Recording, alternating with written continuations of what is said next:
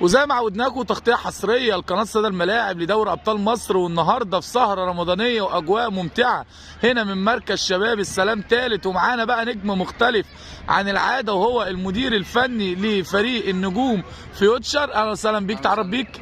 كابتن محمود محمد، مدير فني نجوم فيوتشر 2007 2008. اول شيء بس عايزين نهنئ الشعب المصري كله، نقول له ايه؟ كل سنه وهم طيبين ورمضان كريم عليهم ان شاء الله. عايزين نعرف بقى كواليس ما قبل المباريات دوري ابطال مصر، شايف بتحضر اللعيبه بتقول لهم ايه ما قبل المباراه؟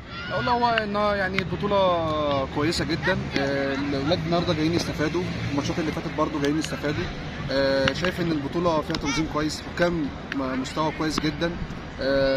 بشكر طبعا سياده العميد على الاجواء اللي موجوده دي في رمضان والسهره الرمضانيه، فان شاء الله اتمنى ان هي تبقى موجوده حتى بعد رمضان، وان شاء الله باذن الله ربنا يوفق الجميع.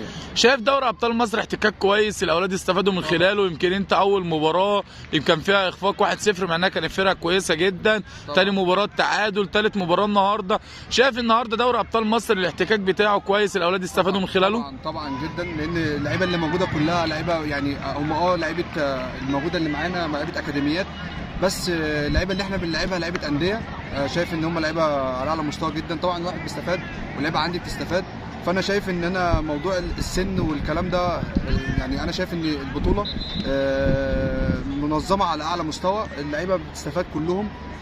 شايف ان الدنيا كويسه يعني الحمد لله. لو النهارده نوجه بقى الرساله ما قبل المباراه للاعبين نقول لهم ايه؟ ان شاء الله ربنا يوفقهم جميعا، واتمنى ان هم يرجعوا النهارده فرحانين وربنا يكرمنا بالفوز. لو نوجه رساله شكر للجهاز الفني كله بالكامل، المعاون للاعبين لاولياء الامور اللي بيجوا صندوق خلال كل مباراه، تقول لهم ايه؟ الامور طبعا يعني ربنا يكرمهم ويفضلوا في ظهر اولادهم.